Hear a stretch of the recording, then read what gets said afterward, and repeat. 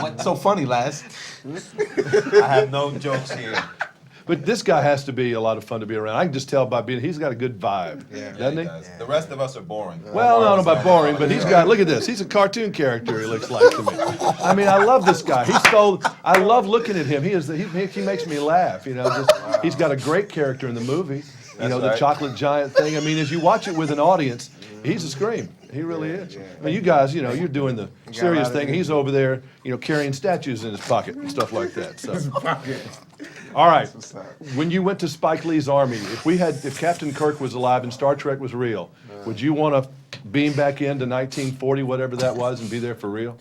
I'll tell you, me personally, it really had me respect what our grandparents went through. Because at the time, you know, I mean, not only did they deal with racism, did they deal with propaganda, you know, from both sides of the ocean, but they also had famine, you know, war. You know, we were getting shot at by blanks, and it still was tough on us at the end of a 12, 15-hour day, running across, you know, stones with moss and slipping and falling. And, you know, so it's the type of thing where you really respected what they went through, and, you know, it keeps you from complaining.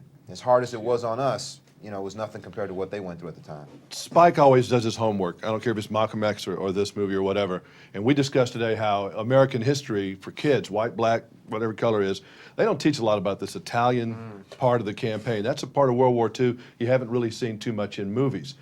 Did Axis Sally really go after the blacks over there and start saying all this really racist, nasty stuff? Did they really do that? Yeah.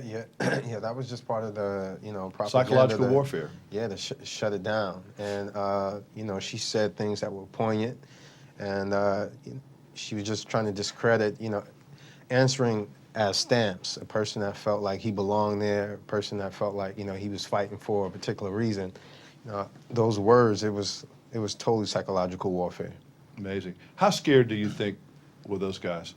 You know, there's a reality of war that's going to scare anybody, no matter what war. And I think, you know, in doing this movie, once you do your military work, all your acting work gets informed all over again. And you realize that now I have to act within the context of a war and not within the context of being in a room at a table or, you know, at a reading. I have to have a sense of urgency. I have to have a sense of impending doom, because you never know where the enemy is. It's war. That's the whole point. As an audience, and we're watching you, you looked you looked cold and uncomfortable. Is that pretty much the way it was, or is that the acting aspect of it making me think you were cold and uncomfortable? No, I can't take any credit on acting. That was all real. That was very authentic. And one thing I didn't know until we got there is that cobblestones hold water. They hold moisture. And so every step you take is part of the reason, this is what I was told, it's part of the reason that the Italians have leather-soled shoes. Because every step you take, the moisture and the cold gets in your shoes, which ultimately gets in your socks, which ultimately gets in your feet, which lowers your body temperature. And there were times when we were laying in the cold, in the wetness on the ground. It was uncomfortable. I mean, I think God bless air conditioning and massive heat. You know, when you think about how soft we live today compared to how they lived, and you see those stone plates, it had to be damp. You know, it's nothing to me like being damp. That's why I couldn't live in San Francisco. I think you'd be damp all the time. You know, I mean, it's one of those places. Walking around wet. You know, walking around being damp all the time. Skanky, stinky all the time. But did you guys have any fun? I mean, you guys are having fun together now. I mean, it's all serious and you're uncomfortable and you're wet and I'm sure you got cranky. But were you guys able to have any fun at all? Yeah, we had fun. We had a blast. We had a lot of fun. You know, I thank God that it was the four of us, because you know, each in our own way had our own brand of comedy that just complemented each other, and it really it made long days seem a lot shorter. Yeah. Who spends the most time in makeup, either you or Derek? I can't decide. I mean, as far as being pretty. I mean, he's a pretty guy too. I mean, you got a lot of competition with pretty guys in this thing. You talk to the people's sexiest man over there, not me. I'd say it was Derek. I'd say it was Derek.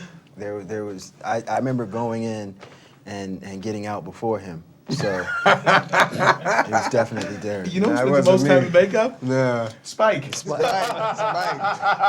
Yeah. Well, you know, he's a bigger camera guy than all y'all put together, though. You know, Spike ain't run away from too many cameras I've ever seen. Anyway, but didn't this make you realize, and I mean, you know, movies are movies, and Antoine Fisher's an important film, and other movies you've done. Is this kind of a life-changing movie a little bit, though? I mean, because of the experience and what you've learned, and it's just not really just a movie, is it? I believe it establishes a part of history that has never been seen before.